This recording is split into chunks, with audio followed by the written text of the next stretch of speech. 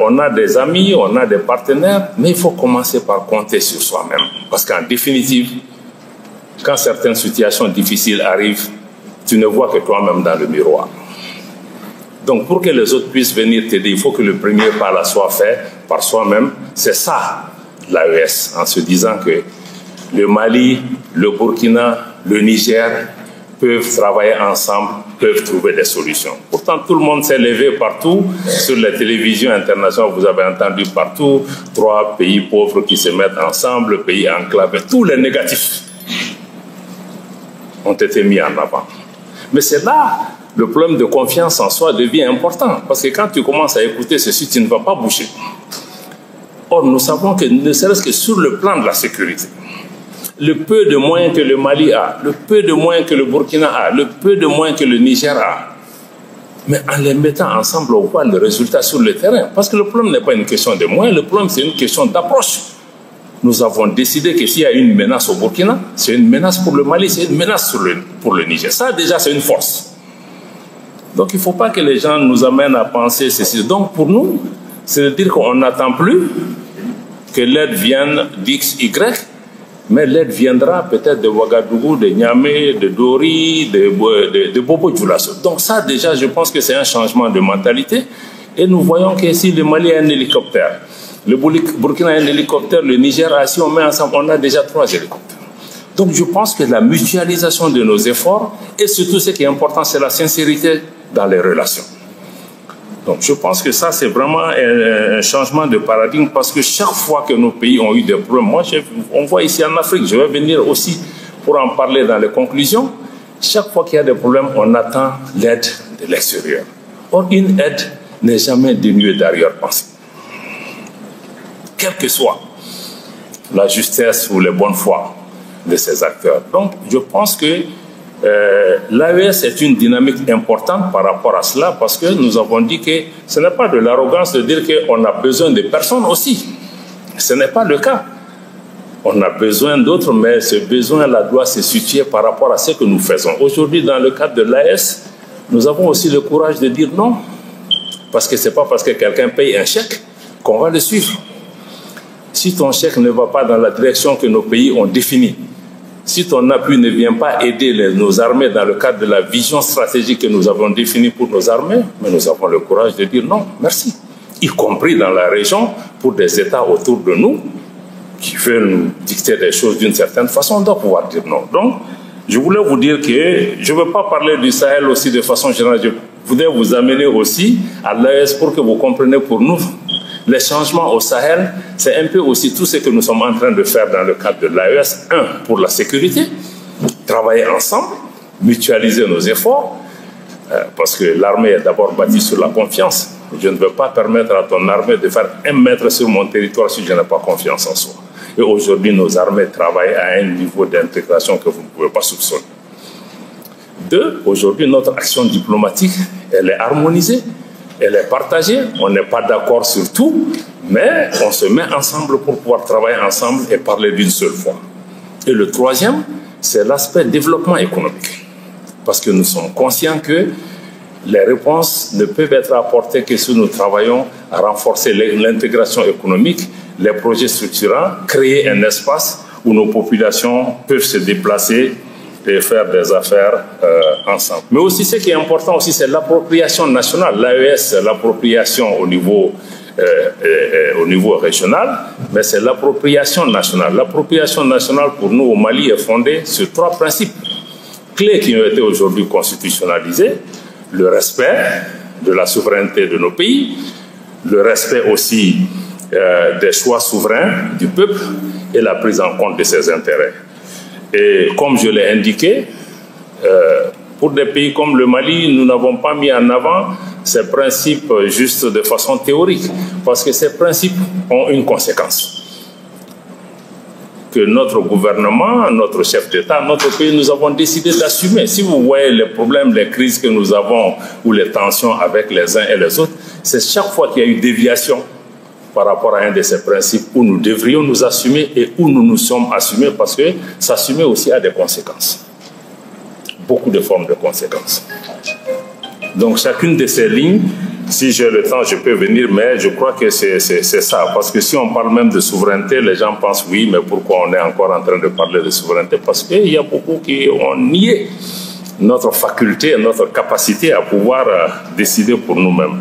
Donc, mettre les principes en avant, c'est important, mais dans le cadre de l'appropriation, il faut que nos pays, nos États, nos populations puissent aussi dire non si nous estimons que ce que vous voulez faire avec nous ne va pas dans le sens que nous souhaitons, parce qu'une amitié aussi, c'est beaucoup la sincérité aussi par rapport à cela. Donc, la mise en œuvre donc, de ces différentes stratégies, y compris l'appropriation et la définition de nos priorités, m'amène au 4e point de mon intervention, qui est la reconfiguration de la coopération internationale. Cette reconfiguration commence, comme je l'ai indiqué, sur la base de nos 3 principes que nous avons mis en avant. Jusque-là, naturellement, la coopération internationale ou la coopération avec les pays du Sahel ou la coopération avec le Mali a été basée sur ce qu'on appelle l'aide au développement, que je voudrais mettre entre guillemets parce que je n'aime pas tellement répéter ce thème, parce que si je veux le développer aussi, on va se rendre compte qu'il y a beaucoup de choses dedans. Est-ce que c'est une aide vraiment? Est-ce que cette aide conduit au développement? Est-ce que c'est le développement l'objectif de cette aide? Donc, il y a toutes ces questions que je voudrais que vous puissiez nous aider à pouvoir répondre également. Et aussi, quand on fait une analyse des chiffres récemment publiés par l'OCDE, parce que l'aide au développement, entre guillemets, sa contribution est minimale par rapport aux besoins de développement des pays comme le Mali, aux besoins de développement du Sahel, même aux besoins de développement de l'Afrique dans son ensemble. Mais si elle était utilisée de manière judicieuse, elle peut créer un effet catalytique pour pouvoir se... Mais on ne peut pas se développer sur la base de l'aide. On peut pas. Mais ça ne veut pas dire que ce n'est pas. Mais quand on regarde l'aide au développement elle-même, l'OCDE, dans ses chiffres, indique qu'en 2023, toute l'aide au développement au plan mondial était de 223 milliards de dollars. Et ce chiffre masque en réalité trois réalités. Un, c'est que 10% de cette aide va directement à l'Ukraine, à elle seule. Deuxième élément, ce chiffre comprend des contributions aussi qui vont aux organisations internationales. Et 3, 17 des 36 pays donateurs ont récemment diminué leur aide de façon globale. La part qui est consacrée dans ces 237 millions, c'est 42 milliards qui vont à l'Afrique. Et dans ces 42 milliards, c'est 36 milliards qui vont directement à l'Afrique subsaharienne. Et tous ces montants sont inférieurs à nos besoins de développement et aux besoins de financement de nos économies. Ça veut dire qu'en plus de ce qu'on appelle l'aide au développement, il faut parler aussi d'investissement, de financement, y compris l'investissement direct étranger. Mais aussi, ce qu'il faut intégrer aussi, c'est la mobilisation des ressources internes dont nos États ne parlent pas. Parce qu'aujourd'hui, si on prend que le cas du Mali, plus récemment, avec les changements qu'il y a eu au niveau du code minier, on s'est rendu compte qu'il est possible de générer beaucoup de ressources internes. Si un pays comme le Mali aujourd'hui contrôle l'ensemble de son territoire national avec des postes douaniers un peu partout, un contrôle effectif, on peut générer aussi beaucoup de ressources pour nos pays. Si nous utilisions la digitalisation aujourd'hui, il est possible de pouvoir générer beaucoup plus de ressources pour nos pays. Parce que aussi, dans cette coopération internationale, il faut penser aussi que la richesse peut souvent se trouver chez nous. Peut-être qu'on n'a pas allé chercher là où ça se trouve.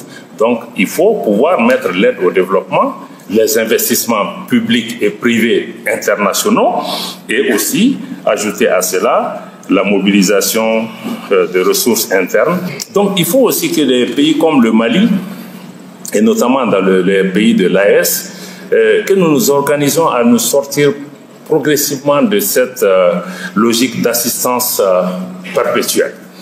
Parce que l'aide telle qu'elle est conçue, il n'y a pas de porte de sortie. 60 ans on fait ça, bon, ça a pu aider à boucher les trous ici et là, mais globalement, on n'a pas avancé. Donc ça veut dire qu'on est dans une logique de dépendance, parce que si on regarde même sur le plan de l'armée, tous les appuis dont nous avons bénéficié pour l'armée au niveau du Mali, c'était des appuis qui créent la dépendance, qui ne nous ont jamais mis dans une position de pouvoir créer les capacités d'assumer notre défense. Vous prenez dans le cadre du développement, c'est la même chose. Souvent, on est sous perfusion. Mais tu ne vas pas guérir. Donc, il faut qu'on sorte un peu de cette logique de cela. Et aussi, il faut le reconnaître. Beaucoup d'aide au développement, aujourd'hui, il est donné avec beaucoup de condescendance. Il faut qu'on sorte de ce schéma pour entrer dans des schémas de partenariat gagnant-gagnant. C'est ce que je disais au début. Celui qui vient aider souvent a même plus besoin de cette aide que nous, dans la façon dont cette aide est dépensée. Or, ce dont on a besoin, c'est de partenariat, parce que c'est lui qui vient aider. Mais dans certains cas, cette aide-là crée plus d'emplois chez eux que chez nous. Donc, il faut qu'on s'asseye, qu'on regarde. Est-ce qu'on peut travailler dans la sincérité? Qu'est-ce que vous voulez? Qu'est-ce que nous avons? Comment on peut travailler ensemble pour que toi qui viens, tu gagnes et je gagne? Parce que même dans l'aide, tout le monde gagne. Hein? Ce n'est pas dire qu'il y a un récipiendaire au bout.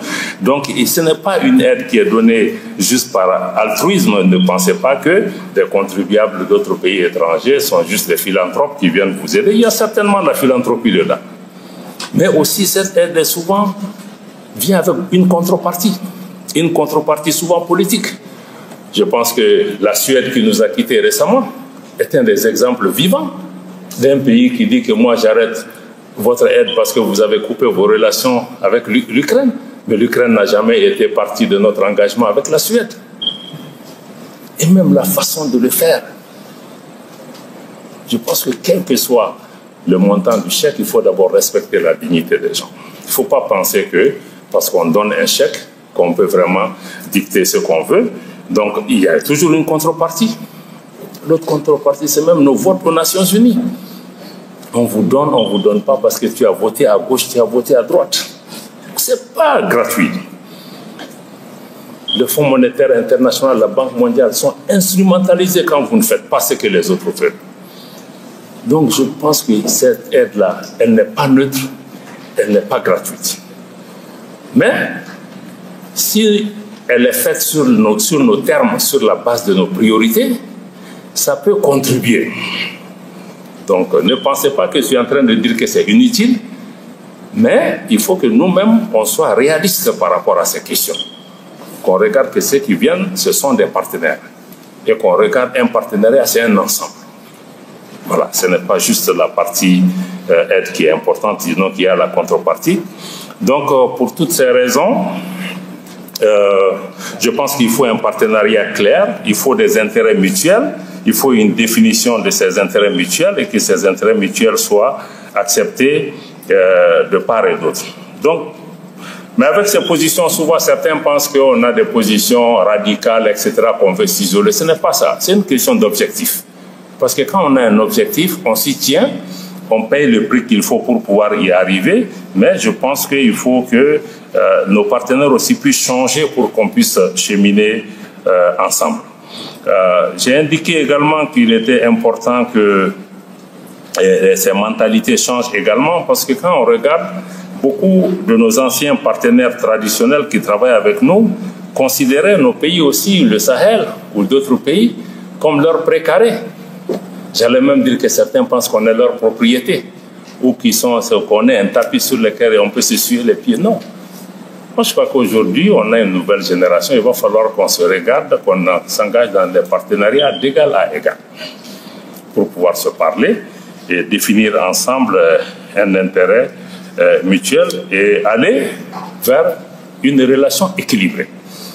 Parce que ça aussi, vous qui êtes dans la réflexion, vous devez pouvoir nous aider ces partenaires à comprendre que les choses ont changé. Les gouvernants ont changé. Les gouvernements ont changé. Les populations africaines ont changé. Donc, s'ils veulent travailler aujourd'hui avec ces populations, il faut qu'ils comprennent qu'il faut faire les choses différemment. Donc, autrefois, venir, prendre, piller, partir n'est plus une option viable pour eux. Mais aussi, un des points que nous devons intégrer, c'est que cette coopération internationale ou ce partenariat gagnant-gagnant doit s'inscrire dans une approche de transformation structurelle de nos économies. Parce que depuis la colonisation, tout ce qu'on a fait, c'est d'exporter nos matières premières et d'importer des produits industriels. Et pour que nous puissions créer la valeur ajoutée, créer de l'emploi pour nos jeunes, développer nos économies, les transformer, mais il faut que dans tous les secteurs, y compris le secteur minier et agricole, qu'on puisse transformer.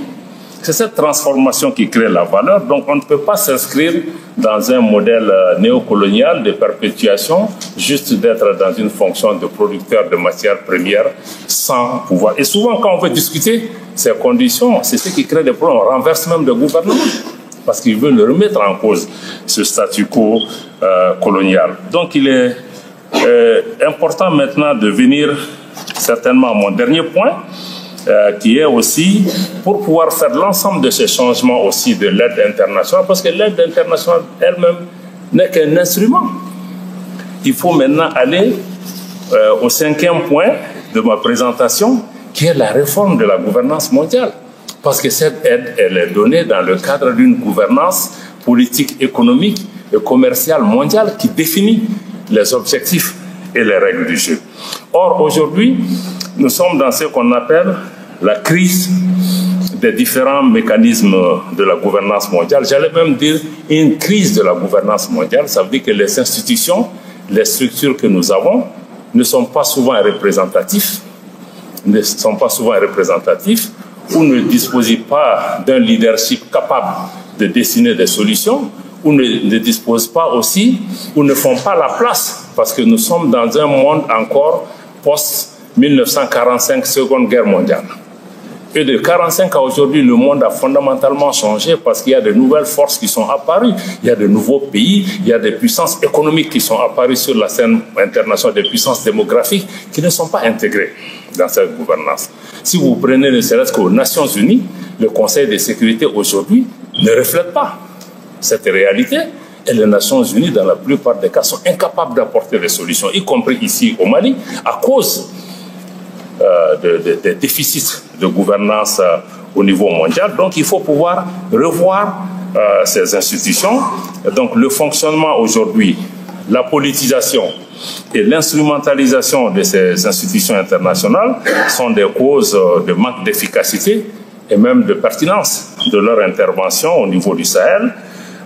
Je prends en particulier le cas aujourd'hui de la Banque mondiale, du FMI, qui ont été créés pour des objectifs simples, mais qui ne sont pas des objectifs qui vont dans le sens des intérêts et des aspirations de nos populations, mais qui visent plutôt à imposer et à perpétuer une domination de certaines puissances économiques et commerciales mondiales, et qui, en définitive, aujourd'hui deviennent même des entraves ou même des obstacles à notre aspiration au développement.